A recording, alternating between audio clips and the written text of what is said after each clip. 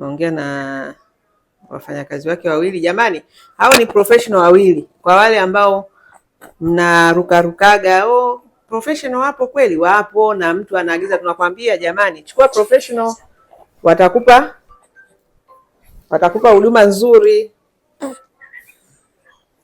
Professional watakupa nini? Huduma nzuri. Kuna watu wanaagiza professional wawili, huyu hapa ana professional wa mapishi na professional wa housekeeper, yaani yule wa usafi.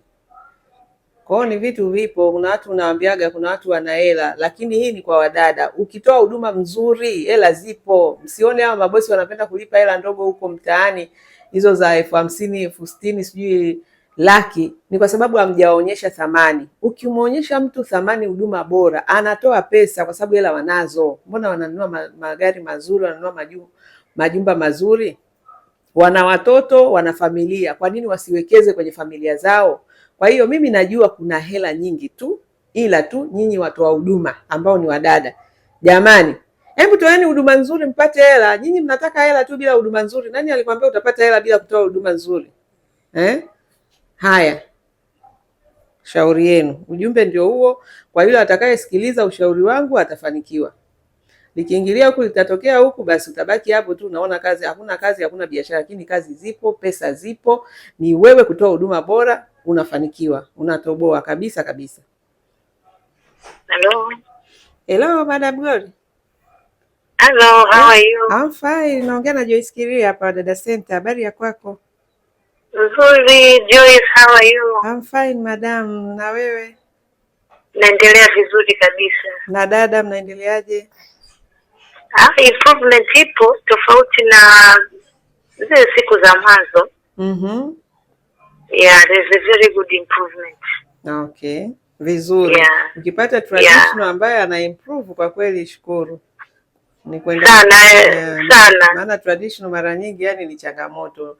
Wanakuwa ni watu wa kuelekeza, kusimamia, yani mambo yale yale mpaka unachoka. Ni kweli, ni kweli kabisa. Kama ana improve basi ni jambo la kumshukuru Mungu. Yeah, nafikiri na kwanza it was an issue of ile kupata familiarity ya routine. Lakini pia na of course kama anavyosema traditional inahitaji upkeep, you cannot let them do things alone. Yeah. Lazima uparticipate na wewe kwa kiasi kikubwa. Kabisa. Lakini nimeona there's an improvement. At first I told Nasra kwamba I don't know if this can work. Lakini tukasema of course it's not like she's pretending she doesn't understand. Lakini it's like genuinely, authentically, kwamba she doesn't understand. But as time is going, I would be a hypocrite if I don't tell you that she's improving.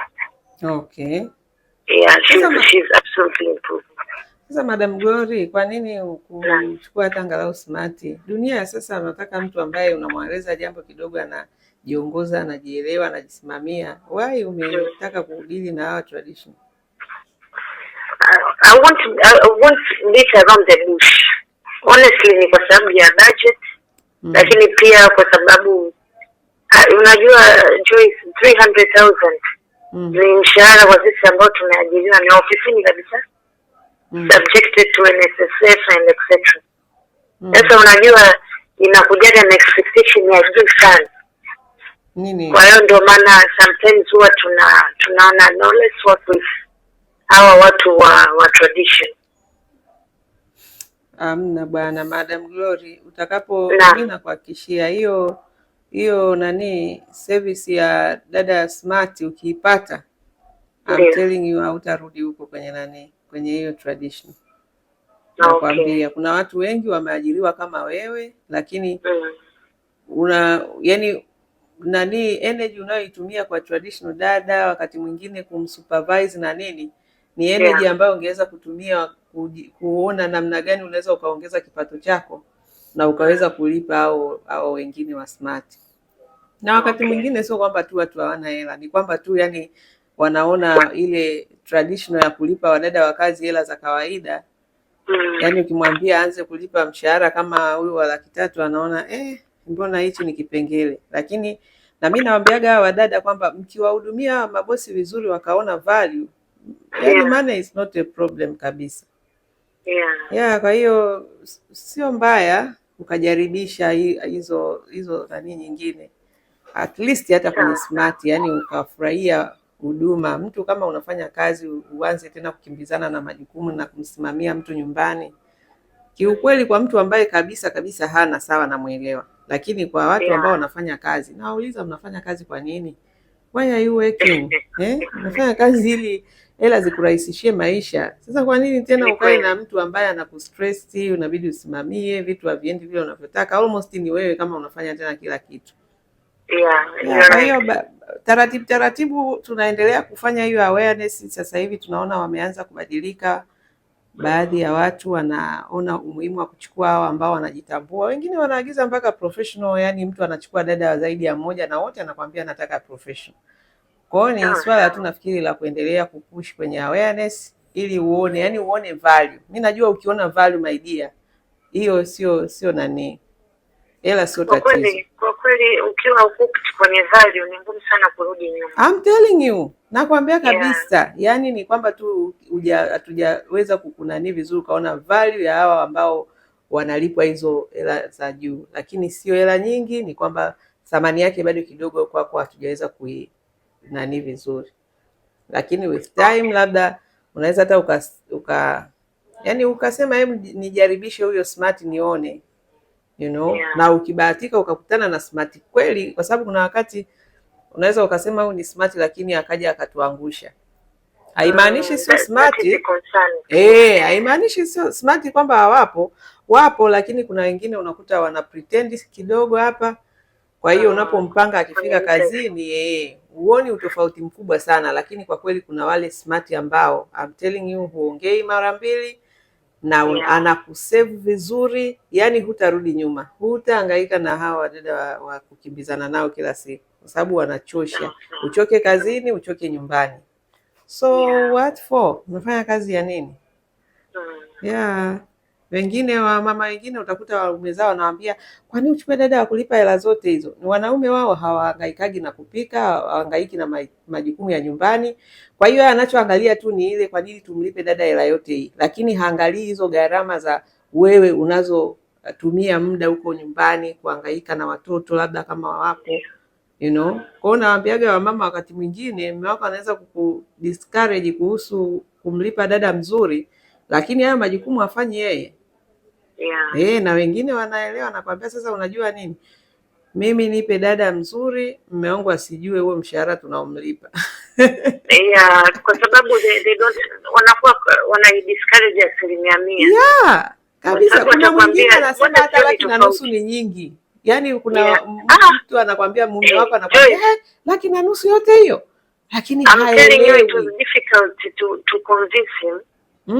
Kwa sababu we came from, of course, tulisaidiwa a young girl to come and help us. She did what she could for 3 years. Lakini she was paid 100. Now I'm coming with a new one, 150. And every day I'm waking up and doing work with her. Kwa hiyo unaona, kuja kumconvince, anakwambia are you sure that ataperform hivyo, pamoja na kwamba you are paying somebody's salary at the office. Kwa hiyo by the way tutamove, kwa sababu vitu vingine, kwa maana hata sisi wanawake tunafanya kazi, kuna other things unatakiwa you take the payment. Kabisa. So unafanya kazi ya nini kama na mimi nawaambiaga wamama, yani ukijua wewe ndio unayemenyeka na hizo kazi, nakwambia utaongeza hela, utafute dada mzuri akupunguzie majukumu ya huko nyumbani, ili wewe uweze kufocus kwenye biashara zako na kazi zako, na pia upate muda wa kupumzika na muda wa kujiangalia. Yani utakuwa ni mtu tu wa kuhangaika muda wote, huko busy, hata muda wa kuoga vizuri huna kweli, na hela unatafuta za nini sasa? Ni kweli kabisa. Ndio hivyo madam. Kwa hiyo wewe endelea na huyo, kama unasema anaendelea vizuri, lakini utakapofika mahali ukaona, maana wao nao wanaweza wakaanza na spidi 120 alafu akageuka, utaamini. Lakini sisi yani kwa dunia ya leo, this local dada ni wakubaki tu na watu ambao kiukweli hawana uwezo kabisa. Yaani wale watu ambao ndio hawana namna, lakini kama una uwezo my dear, yani nenda for the best. Kama unaenda kama ukiumwa unaenda hospitali nzuri, unakula chakula kizuri, unalala nyumba nzuri, unaendesha gari nzuri. Kwa nini uhudumiwe na mtu tu ili mradi wewe tena labda na watoto wako na vitoto vyako unaachia tu mdada ambaye kapasiti yake ni ndogo, wakati mtoto huyo huyo unampeleka fedha? Hivi hiyo ni akili kweli? Of course hiyo inakuwa ni challenge.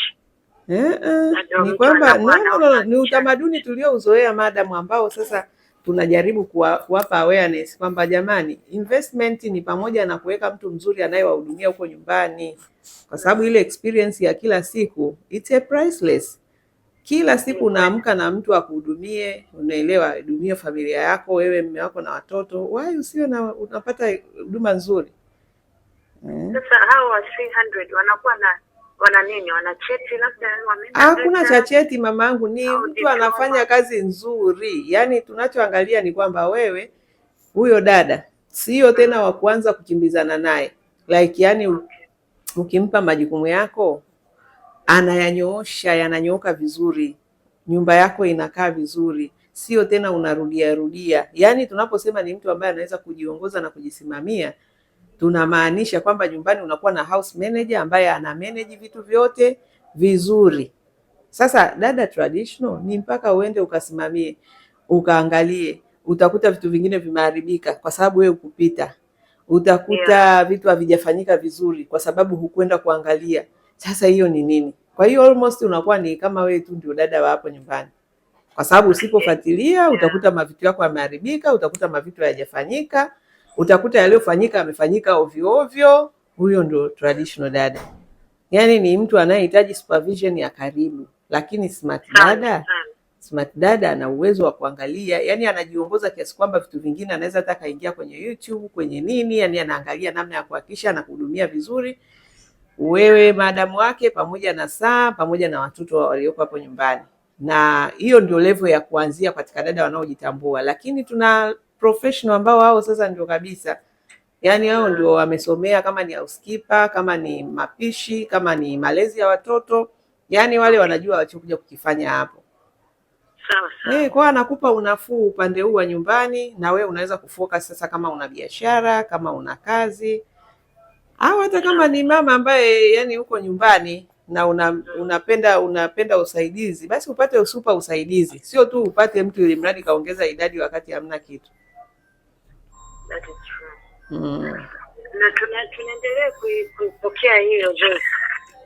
Hiyo nimekuwekea, yani nimekuwekea nani kama akiba, ili utakapopata changamoto usio unajiuliza sasa nifanyeje. Nimekuwekea kabisa, solution ipo, ni wewe sasa tu ujipange wewe na mister kwenye eneo la budget. Sawa. Lakini solution ya kazi za ndani ipo. Watu wanateseka kwa sababu wameng'ang'ana na loko dada, lakini watakapoamua kufungua kweli macho na masikio kusikia kwamba niende kwenye solution gani, nifanyeje ili niachane kabisa na changamoto za wadada hawa wa kazi, unaenda kwenye watu wanaojitambua, unawalipa vizuri, wanakupa huduma nzuri na shida zinaisha kabisa. Japo nasifu kwamba hata kama ni traditional, lakini actually kinachotuvuta kwako uko systematic. Napambana dada yangu. Napambana sana, ingawaje wananiangusha. Actually mimi nimerefer watu wengi sana kwako, ikiwepo na mamangu mstaafu. Of course tukavutana bei hapo, tunajua mstaafu tena. Lakini bado alipata parking. Ni yule mwingine alikuwa amesafiri amerudi. So nafikiri hiyo tumeipokea Joyce, kujipanga. Ndio. Mimi totally support it. Nashukuru. Of course ni risk upande wetu kwa sababu you don't know, kwenye interview anafanya vizuri. Ikija practical inakuwa ni mambo tofauti kidogo. Sasa hapo madam, yani ndio maana sisi tupo kwamba sisi hizo hela mnazotulipa nyingi ni consultation ya 1 year, kwamba mtu anapokuja, umeona kama hapa nimekaa na kupigia simu nijue unaendeleaje na dada. Anakupa huduma nzuri, ingawaje hata kama ni traditional kuna vitu ambavyo atutolerate kabisa. Kwa mfano mtu ana nidhamu mbovu. Swala la nidhamu haihitaji kama ni professional, ni smart, ni traditional, nidhamu lazima wawe na nidhamu. Mtu akija hapo lazima behave, asianze tabia kama za changudoa za udangaji. Hapana, maana wanaenda kwenye familia zenu.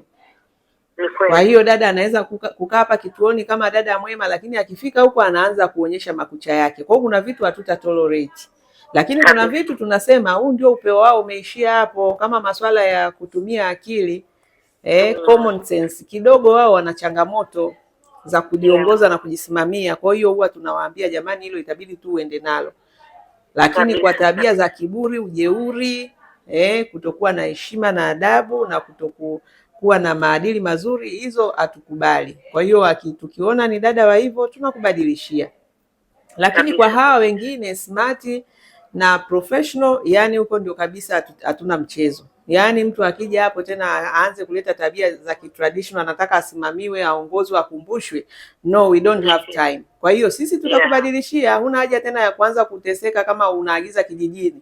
Unajua ukiagiza dada mara amekuja leo jioni, asubuhi anakuambia anaondoka, unapata stress, maana unaanza upya sasa, sijui utatafuta dalali gani tena. Lakini sisi ni kwamba hapa tu, yani una uhakika, una guarantee. Ni kweli. Okay, sawa. Nashukuru sana Joyce. Haya madam, asante sana. Kwa hiyo dada yetu yeye, kama ni kuongea naye, kitu gani unataka tumsisitize? It's just speed. The issue is speed. Na capture what follows next. Yani mfano, okay, nimeweka sufuria ya chai kwenye gesi. Nimeamka sasa na takiwa nifanye nini? Niweke sufuria ya chai kwenye gesi. Kifuatacho ni nini? Labda nijiongoze sasa, natakiwa ni blend. Yani ile kujiweka kwenye flow. Hiyo sasa ndio changamoto yenyewe. Nafikiri tutaongea naye tu, lakini hiyo ndio changamoto yenyewe, si ndio? Tumekubaliana. Hilo ni swala la akili, yani common sense. Hiyo ni akili ambayo sasa yeye ndio imeshakuwa imeishia mahali. Joyce, I appreciate it. Thank you madam.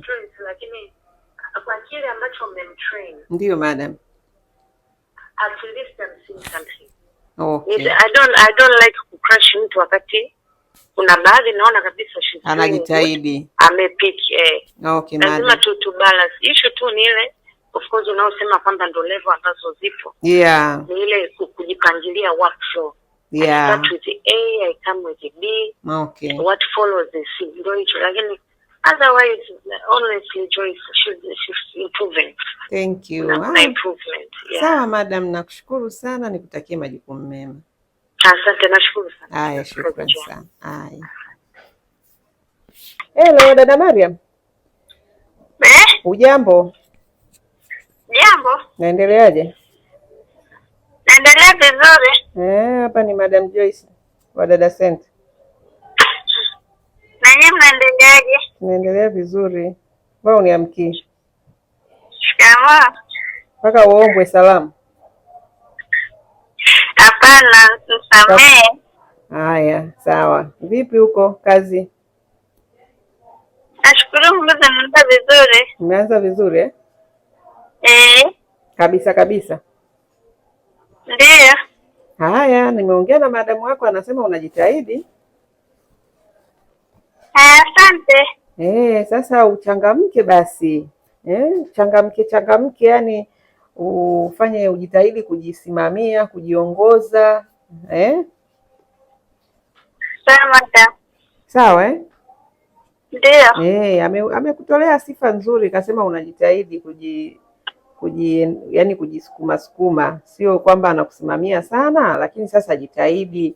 Ukiweza kujitahidi sana mpaka ukimaliza mwaka, kama utakuwa umefanya vizuri, ukija hapa sisi tunakupandisha daraja. Sawa Ndiyo. Kwa hiyo pambana, kuwa dada msikivu, vile vitu ambavyo bosi wako anataka ufanye, jitahidi hata kuandika, tafuta kidaftari chako uandike vitu vyako ili usio na sahau, na ufanye kazi kwa ubora. Sawa Ndiyo. Wewe umepangiwa kazi Dar es Salaam? Ndiyo. Pia ukumbuke kuja workshop ili uwe unaendelea kujinoa na kujiboresha. Hiyo ni kwa faida yako. Ukiwa dada bora, si unaona wenzako wanalipwa mishahara mikubwa huko. Na wewe sasa usibaki chini huko huko. Jitahidi kujiongeza, jitahidi kujifunza, jitahidi kujisukuma. Vitu tunavyofundisha vifanyie kazi. Soma mkataba wako, tumeandika vitu vingi ambavyo unatakiwa uvizingatie, madamu wako ili afurahie huduma. Sawa? Ndio. Haya basi sawa, mimi nakutakia majukumu mema. Asante kwako pia. Haya. Haya.